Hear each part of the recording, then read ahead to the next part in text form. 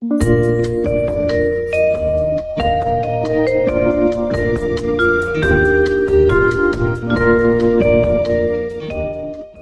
testing, 1, 2, 3. What's up? It's me, LA, pronounced like LA, like the city. I'm not from there, but I'm breezy. Coming at you live with another wonderful video from the Count Your Blessings saga.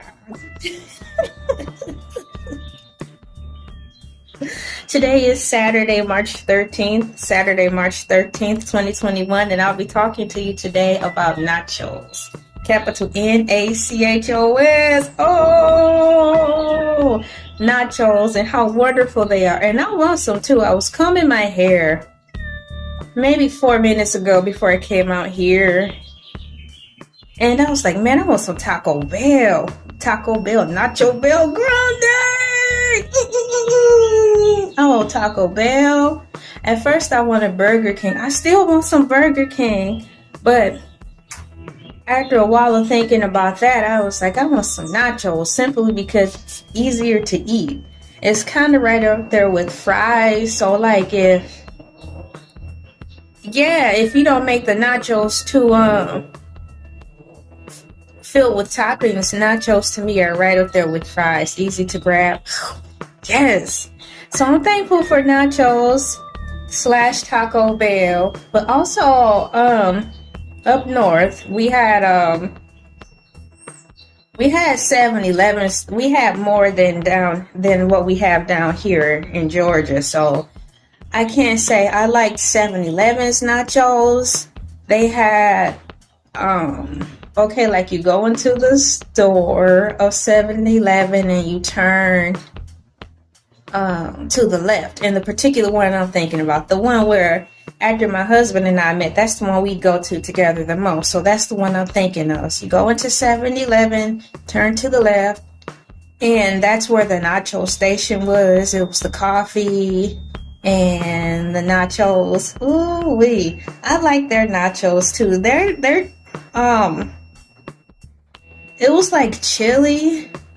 Okay, like nacho cheese was liquid, and then they had the chili, and it had the like beans in it, squish. So what was it like? What do you call that? Mashed beans, refried beans. It was like a combination of refried beans, and it had the meat in it too. So it was really good, but it was spicy. It had a spice to it. So I had to kind of brace for impact when I did have a nacho craving, and that was the only place that was close enough to provide that.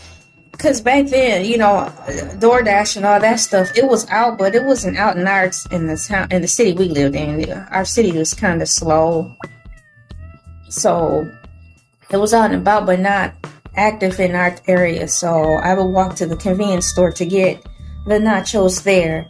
But coming back here to where I'm at now, the wonderful and glorious state of Georgia, I appreciate Grubhub and DoorDash because I can always press the button to order some nachos. And there's so many other places around here too, so I can get a variety of nachos if I just don't want Taco Bell. I'm so happy. It's a Mexican restaurant. I won't say the name because then it'll kind of pinpoint where we live, and that's not none of y'all business. So I went there. My husband and I went there at least twice, and I ordered the Nacho Supreme both times. It's like every time I go in there, everything else do sound good and look good. I just don't want that. I keep going back to the nachos, and I try my best to see if I can sit down and eat the whole thing. I think that's one of the fun things about it. If we go dine in, I'm like, I want the Nacho Supreme. And last time I went, I got Nacho Supreme and I think a Sprite. Because for some reason my logic was like, if I'm going to sit down and try to eat all of these nachos, Nacho Supreme, hands off, I'm not sharing. And if I got a Coca-Cola, it just seemed like it was too much unhealthiness going on. Like the combination of the dark cola with heavy nachos seemed like heavy on heavy. So psychologically I was like, well, if I sit up here and eat all of these nachos, heavy on the everything, the meat, the sour cream, the extra cheese, yes, the jalapenos, yes. Woo, hit me. And I got a Sprite. It was like that was clear, so it's kind of like water with the fizz, to kind of balance out all the food I was preparing myself for.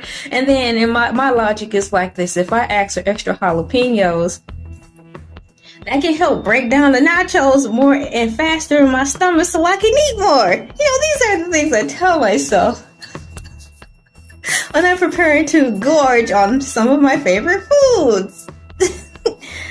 I love nachos. I like how nachos come in different kinds of containers. There was a nachos we got, my husband and I got from some place called Texans. And we got a large order of nachos. It was so large, they put it in a pizza box. It was like, ooh, let's get this again. And the cheese was stuck to the box. And so I ate the cheese that was stuck to the box, and the cheese tasted like cheese and cardboard.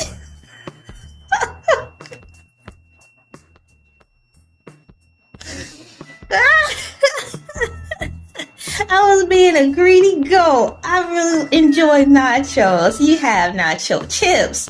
I don't even want to go there, and that's a whole nother like nacho chips regular. You have the circle ones. You have Doritos. Oh my goodness. And you can make your own nacho chips out of like taco bread, and I've done that a few times when I really wanted to feel more organic when cooking. I made my own nacho chips. I thought I was doing something, because I was doing something. Oh my gosh, that was so good. I'm gonna have to do that again. And then, like, not even talking about nacho chips. Now, moving on to like how you can make a combination of nacho chips. You can just have cheese ones. And then within that category of cheese nachos, you can have the liquid cheese, or you can have the cheese with the shredded cheese. Oh, and that melts so good. Like, oh my gosh, we have this awesome microwave. It's so 21st century. Are we even in the 21st century now? Or are we in like a 22nd century or whatever, something higher than that? See, like we done hit Star Trek mode now. Shoot, the way things sped up. So the setting, oh my goodness. So the setting, when I use the shredded cheese, heavy on the cheese, I use Mexican 4-cheese blend, my favorite combo of cheese. I spread a couple of fistfuls onto the nachos. I put the nachos into the microwave, but I cover it with a big old green bowl. And then I push the setting soften, because that's the setting for butter, like when you're baking. And so I put the nachos on that, so it melts the cheese so perfectly and evenly, opposed to the setting. Instead of zapping it for a quick 30 seconds, it fries the cheese too fast and burns it. And I don't like that. So I told our son that too. I'm like, dude, check this out. When you make the nachos, try putting it pressing the button for the butter to soften, and the cheese turns out so heavenly. It's like, yes. Long gone are the days when I was a teenager, like 12. Well, I was a tween, living under my alleged parents' roof, where where I had nachos and had to put them in the oven, like oven, OVEN, like oven where you put a whole Thanksgiving turkey in, and then wait for it to heat up. That's 40 minutes. The house is getting hot. Daddy getting mad. Mama getting mad because my daddy mad. Then put the nachos in. Wait for the cheese to melt. But my dad acting crazy. He went going postal. So I had to turn the oven off and just let it be. Let it be. let the nachos be. As the oven starts to cool back off and half of my nachos hot, half of it's not. Oh, I'm so glad we have a microwave. I'm so glad I don't live with those people. And that the microwave my husband got us is so dope. It's got that really cool setting. So I definitely will be having nachos today. And when I want to get fancy, I get lettuce, tomato, sour cream. But if it's not pre-cut, I'm like, I don't have time for this. I want some nachos now. So I just get cheese nachos and maybe some hamburger meat thrown on top. But I'm really good with just cheese nachos. It's very fulfilling for me. But for the rest of the fam, you know, I do go all out for them. I just don't have the patience sometimes to just be sitting up there doing all that. I just want my nachos. Savage. But yeah, so like if I have a craving for nachos, which I do now, I still have the patience to actually cut the lettuce, the tomatoes, put them in a separate bowl, get the sour cream, get the meat, season the meat. That's why I like Taco Bell. There's moments where I just want plain nachos, but for the sake of the family, I take one for the team, and you know I make them properly for them. But if it's just if it's just me and I have a nacho craving, I just stick with cheese and chips. But for the fam, I don't dog them out like that. I do, make it the correct way. And the payoff for that is seeing how happy they are. So, I mean, it's not really a hassle. It's not. I'm just fussing to be fussing. I really do enjoy cooking for them. But if it's just me, I really don't need all that. And I think it's more enjoyable when we go out to eat and I ask for a nacho supreme from the restaurant. It's kind of cool like that. I'm not very picky when it comes to food.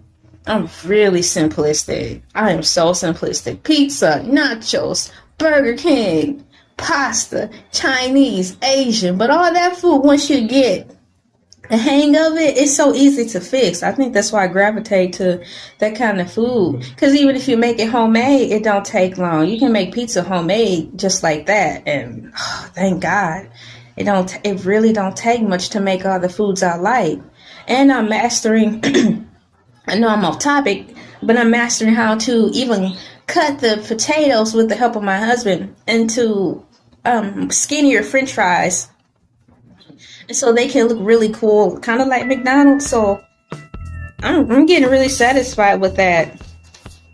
So thankfully all the foods I do like are kind of more or less fast food related, but I know how to make them on my own now, and they do look good and taste good. So hey, this is me, LA, pronounced like LA, like the city. I'm not from there, but I'm breezy. Thankful for nachos.